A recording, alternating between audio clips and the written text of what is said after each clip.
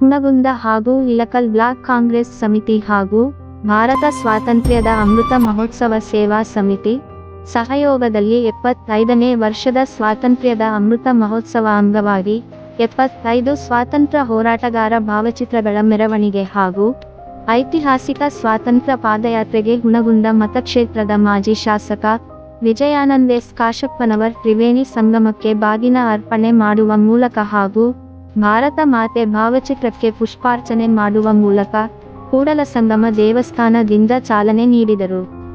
ವರದಿಗಾರರು Nabi ಹುಣಚಗಿ, Janadhwani news, Ilkal.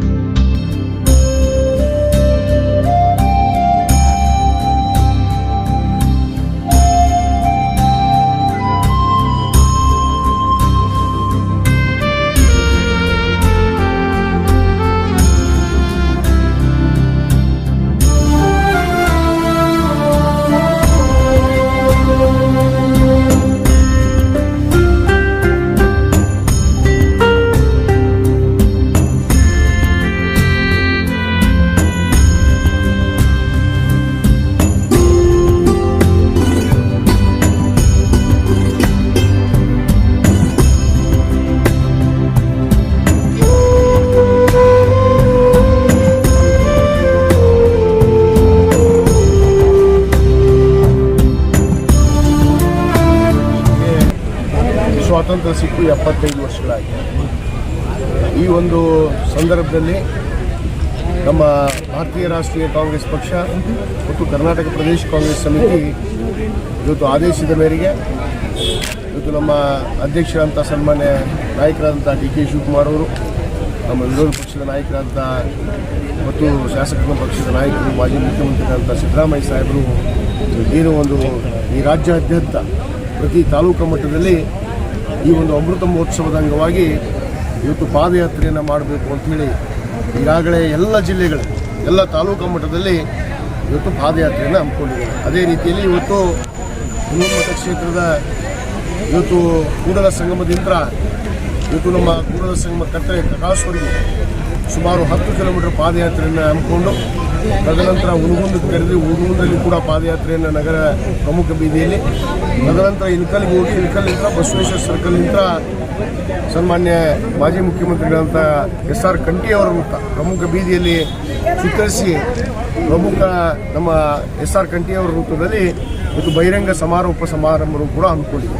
ಇದು ವಿಶೇಷವಾಗಿ ಪಕ್ಷಾತೀತವಾಗಿ ಇವತ್ತು ಕಾಂಗ್ರೆಸ್ ಪಕ್ಷ ಆದರೂ ಕೂಡ ಇವತ್ತು ಪಕ್ಷಾತೀತವಾಗಿ ಇವತ್ತು ಎಲ್ಲ ಜನರನ್ನು ಒಳಗೊಂಡು, ಯಾಕಂದರೆ ದೇಶ ಪ್ರೇಮ ದೇಶಭಕ್ತಿ ನಮ್ಮ ಬಹಳ ಮುಖ್ಯ.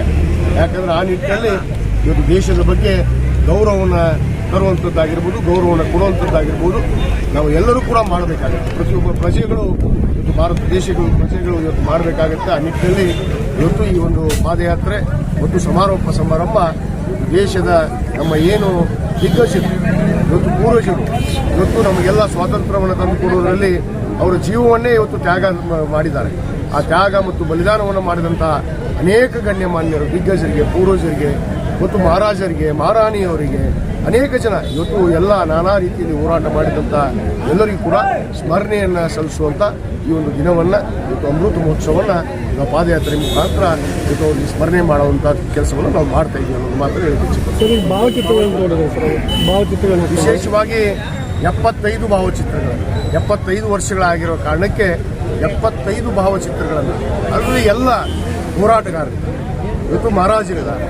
ಇವತ್ತು ಶಿವಾಜಿ ಮಹಾರಾಜರಿರ್ಬೋದು, ವೀರಮಾತೆ ಚೆನ್ನಮ್ಮ ಇರ್ಬೋದು, ಟಿಪ್ಪು ಸುಲ್ತಾನ್ ಇರ್ಬೋದು, ಇಂಥ ಅನೇಕ ಮಹಾನ್ ದಿಗ್ಗಜರು ಮಹಾರಾಜರು ಇವತ್ತು ನಮ್ಮ ದೇಶಕ್ಕೆ ಸ್ವಾತಂತ್ರ್ಯ ತರೋದ್ರಲ್ಲಿ ಅವರು ತಮ್ಮ ಜೀವನವನ್ನೇ ತ್ಯಾಗ ಮಾಡಿದ್ದಾರೆ. ಅಂಥ ದಿಗ್ಗಜರನ್ನು ಇವತ್ತು 75 ಅವರ ಭಾವಚಿತ್ರವನ್ನು ಕೂಡ ಇವತ್ತು ಮೆರವಣಿಗೆಯನ್ನು ಮಾಡೋದ್ರ ಮುಖಾಂತರ ಇವತ್ತು ನಾವು ಈ ಒಂದು ವಿಶೇಷವಾದ ಒಂದು ಅಮೃತ ಮಹೋತ್ಸವವನ್ನು ನಾವು ಆಚರಿಸ್ತಾ ಇದ್ದೀವಿ ಅನ್ನೋದು ಮಾತ್ರ ಹೇಳಿಕೆ.